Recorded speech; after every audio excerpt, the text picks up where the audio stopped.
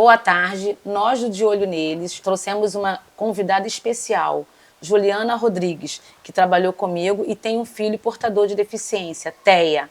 Juliana, é um prazer estar aqui com você, né, ter esse nosso bate-papo. Eu tenho certeza que vai ser algo muito maravilhoso e que você vai levar conhecimento para essas mães, porque as mães de autista são aflitas, ficam aflitas, né? Porque é um processo muito desgastante, cansativo, né?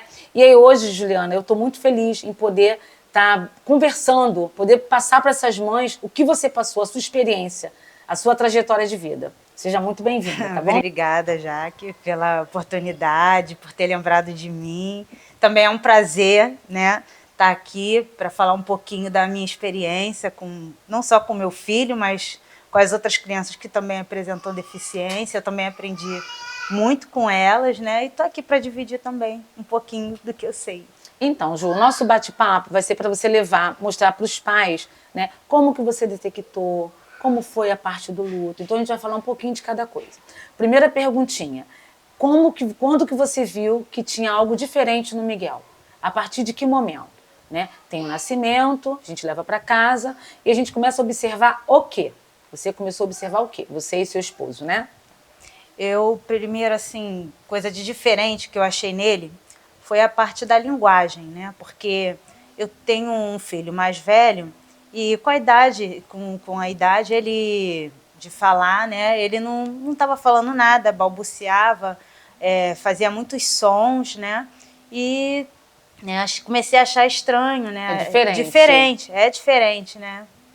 E também, assim, para ele começar a andar, eu também achei que ele demorou um pouquinho a mais, né? Mas quando ele, bebezinho, foi para casa, você via alguma coisa de diferente ou só foi ver depois de alguns meses? Alguns meses, né? Por exemplo, eu achei que ele demorou a bater palma, a gente falava com ele, ele não dava, assim, muita atenção. Ele não era aquela criança que a gente saía e ficava feliz quando chegava. Ele tinha uma transmitia, falta de emoção, né? Ele não transmitia nada. Ele não transmitia nada. Tá. Entendeu? E aí você resolveu levar, ou alguém falou com você, como foi essa parte? Você que, assim, não, cara, eu vou levar, falou com o teu esposo, vamos levar. E aí, como é que foi? Quem foi o primeiro a dar o primeiro passo? Então, eu estava conversando com a minha madrinha, né? E a gente estava conversando porque a filha dela tem TDAH, né? E ela falou para mim que ela não dormia à noite, né, quando era pequena. E eu comentei que o Miguel também não dormia, ele dormia bem pouquinho, ele passava mais a noite acordado, né, do que dormia. E ela comentou comigo, né, sugeriu, né, de levar ele no neuro, né, para ele fazer uma avaliação, né? Sim. Ou talvez até fosse o caso, uma medicação para ele dormir. Aí levou. Aí levei na neuro. Né? Aí quando você recebeu o diagnóstico, aí que vem o luto, né? Quando a gente recebe o diagnóstico. Como foi esse luto, essa parte? Foi dura. Foi dura, né? Porque assim, por mais que a gente, pelo menos no meu caso, que assim, eu sabia que tinha alguma coisa, mas a gente, no fundo, a gente sempre tá com aquela esperança, não é isso é só um atraso, daqui a pouco ele vai desenvolver mais. Sim. Então, assim, foi um pouco difícil.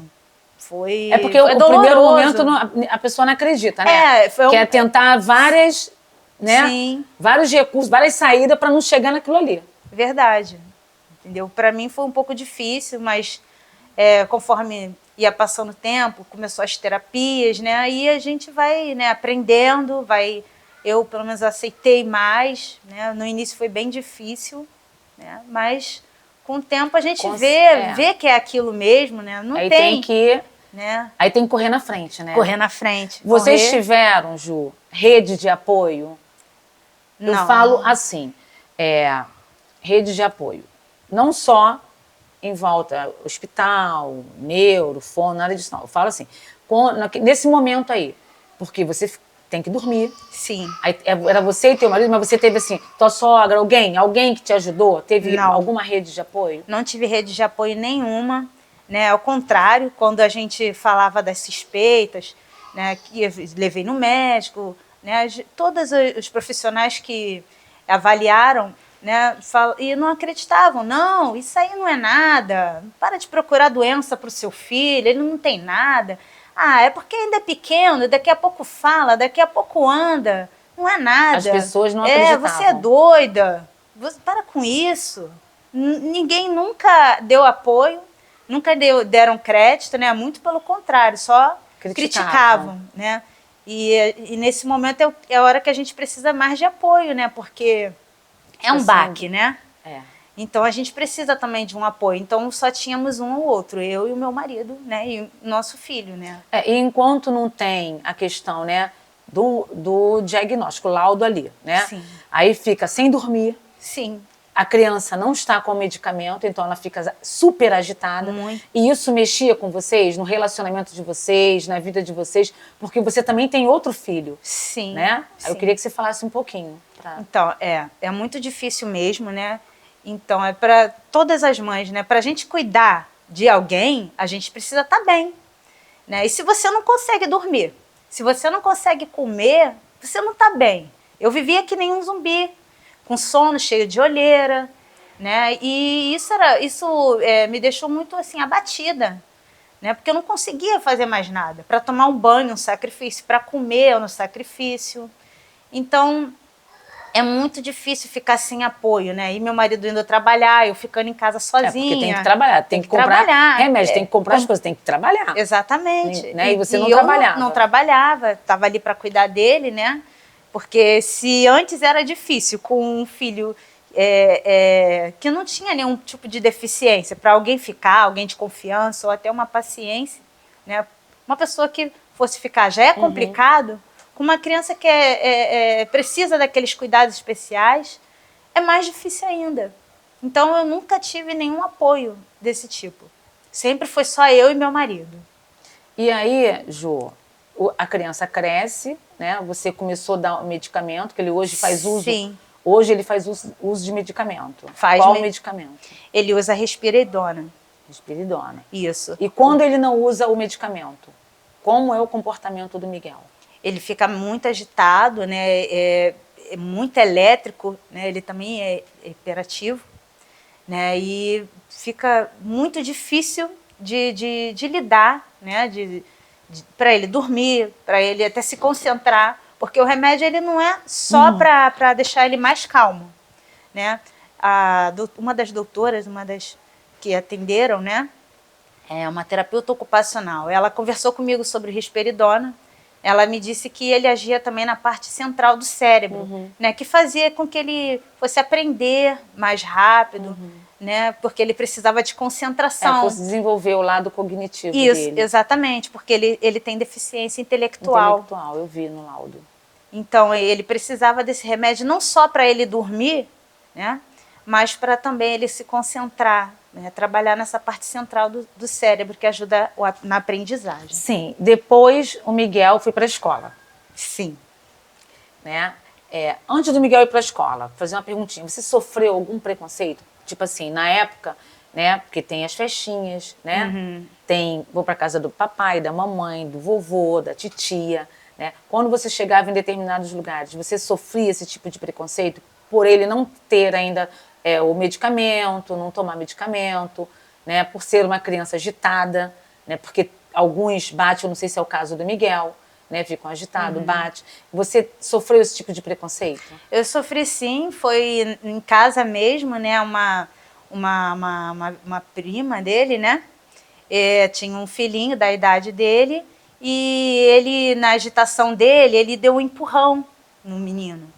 Né? Ele tem isso também, né, nos momentos que ele está agitado, e assim, sem motivo algum, né, ele pode, alguma coisa que está incomodando nele, pode ser até uma cor, uma roupa, ou até um ciúme de algum brinquedo, ele empurrou. Porque eles não têm noção de perigo, eles não têm noção de força, não tem. E então ele deu esse empurrão e ela viu, e eu peguei rápido, né, o menino, né, ele caiu. E ela não gostou, e ela começou a gritar, dizendo, larga esse menino aí, larga, não quero você com esse garoto. Se referindo a ele. Se referindo como, assim, como, né, como nada, exatamente, qualquer. e é difícil, né, de ouvir. Foi a primeira vez que eu ouvi Aí você ficou isso, triste, né? Porque... muito triste, muito abalada, principalmente por ser uma pessoa da família, né? Então, a gente não assim, espera, a né? gente não espera. Porque desde pequenininho nasceu, todo mundo viu que tinha algo diferente. Então, o mínimo que você queria é que tivesse paciência, né? Exatamente, né? Porque, assim, ela achou que eu não chamei a atenção dele, ou então que eu deixei ele bater mesmo, né? E se eu não deixo ele fazer isso nem com nenhum animal, porque eu tenho gatos, né? Então, se ele implica com o gato, tenta puxar a orelha, alguma coisa, o rabo... Você repreende, eu repreendo ele e ensino, né? E porque se eu tenho esse cuidado com um animal, com um gatinho, por que eu não ia ter com outra criança da mesma idade dele, entendeu? Eu não deixaria ele fazer nada de mal, não deixo, né? Eu sempre chamo atenção se ele fizer alguma coisa errada. E, entendeu? Foi muito triste para mim dela pensar uma coisa dessa, assim, né? Eu já esperava, né, dele algum momento passar por esse tipo de coisa, mas não naquele momento ali que a gente estava em casa. Entendeu? Então, aí depois que passou tudo isso, né, Miguel foi para a escola. Sim. Ah, escola. Né, e você chegou lá, quem era? Tia Jaque. Tia Jaque, gente, ela era minha mediadora lá pro Miguel. E me ajudou muito, eu te agradeço, né, porque infelizmente, né, eu tinha uma turma com 5 especiais, né, e sozinha, até chegar a Ju, com o filho dela. Porque, na verdade, o governo ele abriu uma exceção para mães que queriam ajudar os seus filhos nas escolas. Dava uma ajuda de custo mínima, muito mínima, que não chega nem ao que ela fazia por mim, eu acho que é surreal, mas isso aí a gente deixa para um outro debate, né? Mas a Ju chegou lá com o Miguel e ela chegou bem assim, né? Protetora. Porque você chega no lugar, né? Tipo, uma professora, várias crianças, e ter que largar o teu filho. Como foi? Porque eu lembro como é que foi, mas eu quero que você fale como é que foi. Foi um pouco difícil mesmo, né? Essa proteção, acho que é natural, né? De toda mãe, né? E eu fui um pouco, assim, resistente para deixar ele na escola, até para botar ele, porque eu acabei vendo muita coisa na internet, né? Sim. Os maltratos, né, aos alunos especiais, né? E isso de algumas escolas, né? Sim, e isso me deixou muito, assim, receosa, né? Por ele não ter esse atraso da fala, né? Tipo assim, meu filho já não sabe falar, vão maltratar ele, ele não vai me dizer, né? Exatamente. Tipo assim. Né, o pensamento foi esse mesmo. Né? Eu só consegui mesmo deixar ele na escola, porque eu fiquei, né, como mediadora dele ali, né? E vi, né? Porque na escola eles dizem, né, que nesse período, né, de pré-1, que não é necessário um mediador na escola, né? Então eu fiquei como voluntária, né, como uma mediadora do meu filho. Porque na verdade o pré necessita quando tem uma criança incluída. Tem que ter. Só que a demanda é muito grande, não tem profissional para estar. Entendeu? Então, eles abriram essa exceção, né? Mas que o pré precisa. Você sabe que precisa. Precisa, muito. Né? Você sabe que eu passei lá, então a gente realmente precisa. Ainda mais com 5 crianças especiais. Exatamente. Cadeirante. Cadeirante, exatamente. Né? E aí, quando o Miguel chegou, eu me lembro que a gente começou aquele processo dele ir ao banheiro sozinho, que você não deixava. Gente, não deixava. Aí ela ficava assim comigo, né? Eu falava, não, deixa ele sozinho, ele vai aprender. Aí ela ficava lá assim, né, quieto, mas meu Deus, meu filho no banheiro sozinho. Mas ele ia, ele tirava a roupa, ele começou a fazer tudo sozinho. Isso para você foi gratificante? No primeiro momento, não, você ficou chateada comigo. Eu sei que várias vezes você ficava, porque eu queria dar independência. Porque o autista, se você começar a colocar ele como autista mesmo, não, ele não vai aprender. Ele realmente não vai aprender. Agora, quando você começa a delegar, não, agora não, vamos esperar um pouquinho. Não, tira você, faz você, né? Claro, tem momentos que ele não quer aquilo ali, então você vai ter que esperar aquele momento passar, né? Deixar ele ficar calmo, levar ele para fora para tomar um arzinho, voltar. Mas a todo momento, se ele está na escola, ele está ali para poder interagir junto com o grupo, né? Tá com um grupo ali para ser, né? para fazer as mesmas coisas, mesmo que ele não consiga, tentar deixar ele ali, fazer ele participar. E às vezes eu sentia que você tinha medo, né? Fala um pouquinho. Eu tinha sim esse medo, né, de até assim, de algum aluno também, né, fazer alguma coisa com ele, e eu não ia saber nunca. E assim, a parte de deixar, né, ele ser mais independente também é muito, muito útil mesmo, né? Até hoje, ele agora, né, conforme a escola, né, ele foi fazendo, começou a fazer as coisas sozinho. Hoje em dia, ele prefere fazer as coisas sozinho. Ele às vezes não está aceitando a minha ajuda, quer botar a própria roupa sozinho. É porque na escola ele via os outros fazendo os outros sozinho. fazendo, exatamente. Né? E ele, depois disso, né, depois dessa rotina da escola, esse aprendizado dele lá, né, essa parte da independência ajudou muito ele, né? Acho que até a autoestima dele, porque ele começou a fazer as coisas e me mostrar hoje, quando eu vi o Miguel chegando e falando daquele jeito, eu falei, meu Deus. Ele chegava, gente, ele chegava, ele não falava. A coordenação motora dele não tinha, ele não pegava muito prejudicado. E o pior de todos, que eu acho, a seletividade alimentar. Ele não comia. Ele ficava na escola de 7h30 às 3h30, só com água. Não é? Então eu queria que você falasse um pouquinho da seletividade alimentar dele. Sempre foi assim? Não, nem sempre foi assim. O Miguel, ele sempre comeu de tudo, né? Ele comia todas as frutas, todos os legumes, verduras, todas as vitaminas, suco. Ele nunca teve problema nenhum em alimentação. Ele dava um banho na alimentação. Ele comia de tudo, né? Às vezes melhor do que muito adulto que a gente conhece, né? Mas aos poucos ele foi parando de comer, foi perdendo a vontade, começou a não querer mais a parte da comida, querendo ficar só em mamadeira, né? E eu não podia muito obrigar. Muitas vezes alguns médicos, algumas pediatras chegavam a falar, deixa ele com fome, porque ele vai comer, né? E eu tentei por muitas vezes. Insiste que daqui a pouco ele vai comer. Tenta outro legume, tenta outra hora para ele comer, tenta deixar ele sem tomar uma mamadeira. E isso tudo falhou, porque ele ficava à noite sem tomar mamadeira, de manhã sem dar mamadeira para eu tentar dar um almoço, e ele não comia do mesmo jeito. Então eu vi que isso aí não era válido, porque era preferível eu dar a mamadeira e ele ficar alimentado do que eu ficar forçando ele, ficar o dia inteiro sem comer. Porque tudo que eu forçava ele a tentar ali para ele comer, ele botava para fora. Então, assim, é a mesma coisa que nada. Eu vi que não era nenhuma frescura, né? Não era porque era eu que estava fazendo, porque eu tentei fazer isso, vamos lá na vovó comer, e era igual. Não era só a minha comida, era todas. E até as coisas que ele gostava, como biscoito, Danones, ele passou a não querer mais. Agora só come Danone de chocolate. Agora só come o biscoito de limão. Agora não come mais de limão, mas agora come o creme crack. Então era uma seletividade muito grande, né? E até hoje ele tem a seletividade, né? Ele agora come alimentos de cor verde. Ele gosta... na escola ele só comia coisas de cor verde. Parou de comer arroz, feijão, macarrão, qualquer um desses alimentos. Carne, então, é muito difícil ele comer.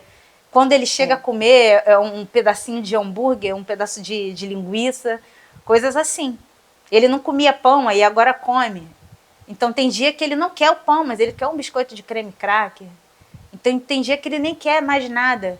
Teve um dia que ele parou de querer beber água, que foi assim, acho que foi o extremo, né? Mas com muita luta eu não desisti da água, né? Porque a água é muito importante, né? Claro. E eu consegui voltar, fazer com que ele voltasse a tomar água, graças a Deus, mas chegou esse extremo de até a água ele não querer mais beber. Então, Ju, a escola é importante? Né? Muito importante, que ele desenvolveu muito, eu vejo, né, que ele desenvolveu muito. Agora, quanto ao tratamento, né, porque você, né, sabe, eu sei também que o Miguel foi no neuro e ficou um tempo sem fazer o tratamento, né, só tomando remédio, né, e aí depois que você retornou, que a gente conseguiu, né, uma psicóloga, não foi isso? Que ele faz agora é o quê? Psicóloga, ele tá fazendo psicóloga. Você achou que ele desenvolveu mais?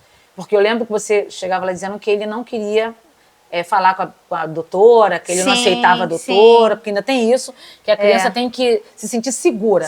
Enquanto ela não se sentir segura, ela não vai se soltar. não é isso? Sim. Então, o Miguel ficou um tempo sem falar com a doutora, chorava, gritava. Chorava. E hoje, como é que ele tá? Graças a Deus ele tá bem melhor. Ele gosta dela, ele quer brincar, faz as atividades que ela propõe ali, mas assim, tem hora que ele fica meio disperso, né? Né? Vai um dia, tá de um jeito, outro dia tá mais calmo. Então é assim, mas ele hoje em dia ele já aceita bem mais. Ele até pergunta, mamãe, a doutora, ele pergunta por ela, né? Coisa que antigamente. Qual o nome da doutora? É a doutora Isla. Isla. Ah, tá. E você sente a falta de mais outro especialista para o Miguel? Sinto, sim. Eu sinto a falta... Tipo? O fono, né? Porque ele, como ele tem esse atraso na fala, né? Ele precisa, sim, né? De indicação. Não, ele já tem indicação, eu né? vi que ele melhorou muito. Então, sim. se tiver uma fonoaudióloga, então, ele vai... Vai melhorar mais ainda. Muito mais. Mais ainda, entendeu? Porque é interessante também isso. Ele começou com esse atraso, né? E ele não falava nada, ele só balbuciava. Aí, quando ele começou a falar pequeno, nem chega a ser frase com 2 palavras, né? Aí a gente vai vendo, né? Cada dia mas a isso evolução. É muito gratificante. Muito gratificante. Então, depois que ele começou a falar, ele teve um período que ele queria parar de falar também. Então, assim, são estágios, né? Que a gente vai passando. Ele queria parar de falar, ele começou a querer apontar as coisas que queria, ele não queria mais falar, fazia só som, e apontava, igual as pessoas que são deficientes, né? Que não falam, né? E ele começou a agir dessa maneira. Então, Ju, o que eu pude perceber, tudo que você falou aqui, que tem que tratar. A mãe tem que buscar. Sim. Buscar conhecimento, buscar ver quem pode ajudar. Né? Porque o nosso canal aqui, o objetivo do De Olho Neles, é que pessoas ouçam e vejam o nosso canal e venham ajudar. Sim. Tipo neuro, fono, psicólogo, isso. Todos que puderem ajudar. Porque existem crianças de baixa renda que não têm condições mesmo de fazer esse tratamento. Né? É muito difícil. E aí, eu queria que você falasse um pouquinho para essas mães, né? Que estão desesperadas, né? Que não sabem o que fazer, porque você sabe muito bem, né? Que tem mãe que tem dia que passa a noite em claro, né? Sim. E perdida. Porque, meu Deus, o que eu vou fazer? O que vai ser da minha vida? Esse garoto não come, esse garoto só chora, esse garoto não brinca, esse garoto bate.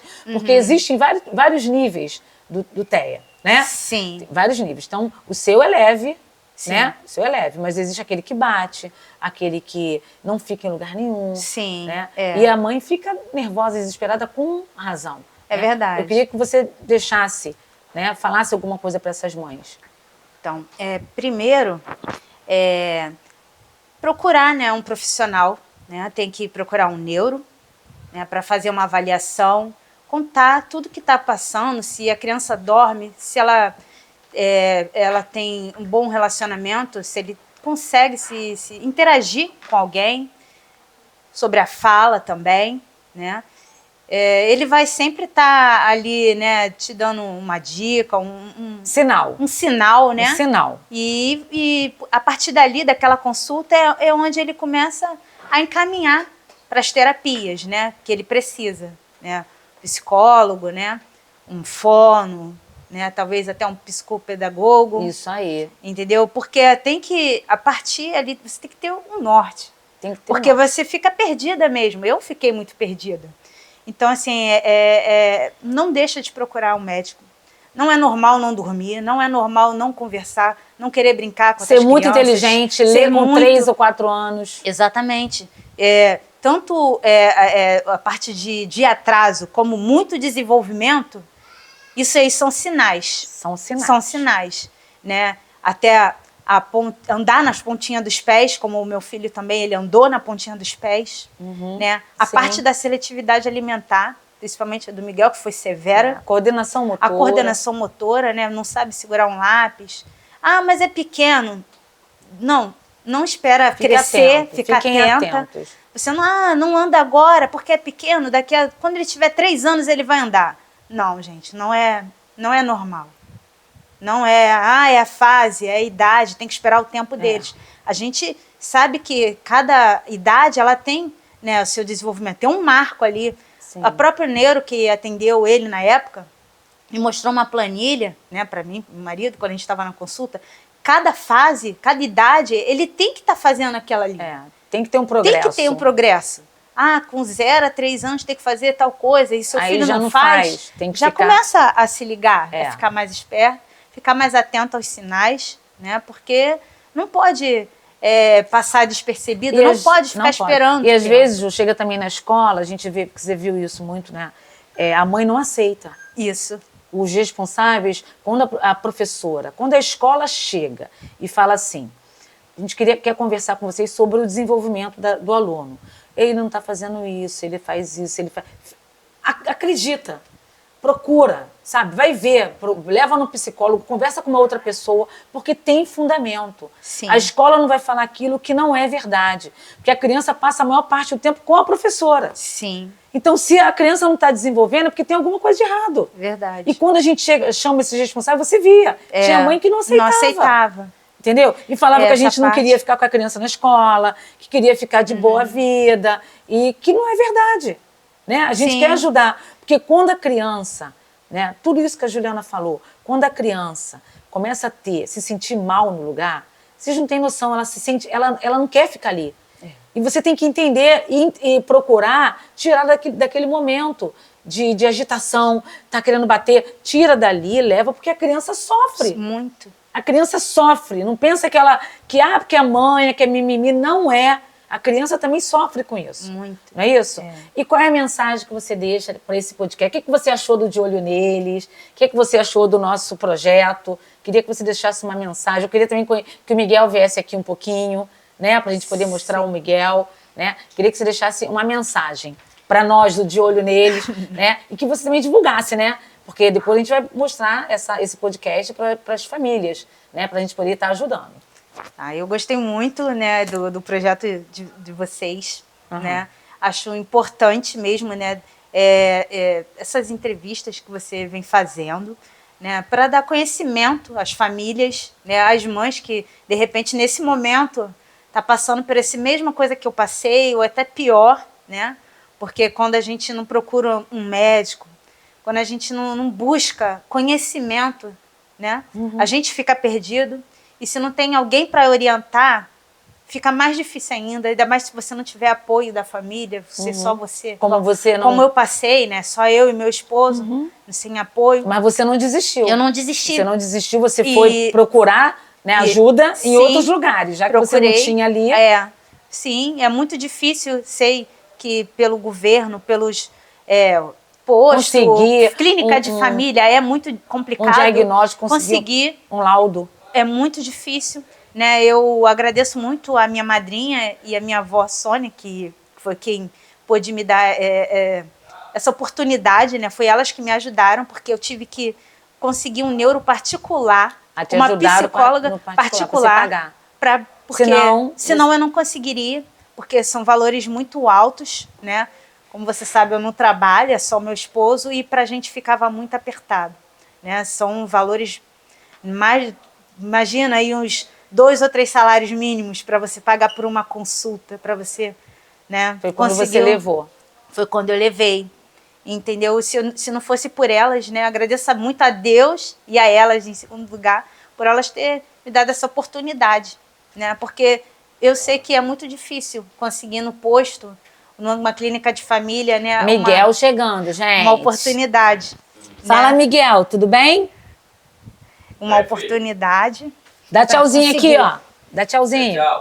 Para conseguir uma consulta, né? Mas não deixem de buscar, né? Procurar sempre, né, o melhor, né? Porque o melhor é sempre estar procurando, né, uma ajuda médica. Né? E o nosso objetivo ela falou do valor, né? Que ela teve que pagar o particular. Eu sei que muitos não têm. Não tem nem ninguém que possa dar, que hoje em dia é difícil mesmo, né? Muito. E o nosso projeto é isso, é conseguir pessoas que possam ajudar, fazendo o laudo, dando o diagnóstico e dando o laudo, né? Esse é o nosso objetivo. Sim. Tá? Então, Ju, muito obrigada, tá? Por ter saído da sua casa, ter vindo até aqui, né? Você, teu esposo, teu filho, né? Aqui é uma lembrancinha, ó, que nós fizemos para você, tá? É uma necessaire. de olho neles. Tá? Obrigada. Eu te agradeço muito, muito mesmo. Nada. Tá? Eu que agradeço a oportunidade de estar aqui, né, passando, né, o Vem, Miguel, pode vir aqui. conhecimento, né, que essa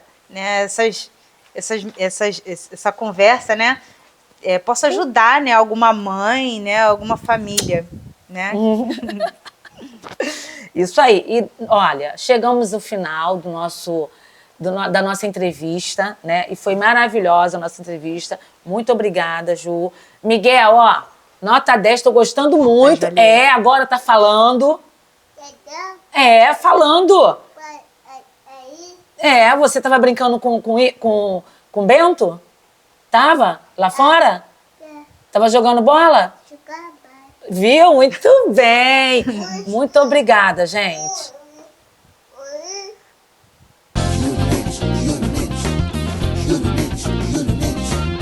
Unit.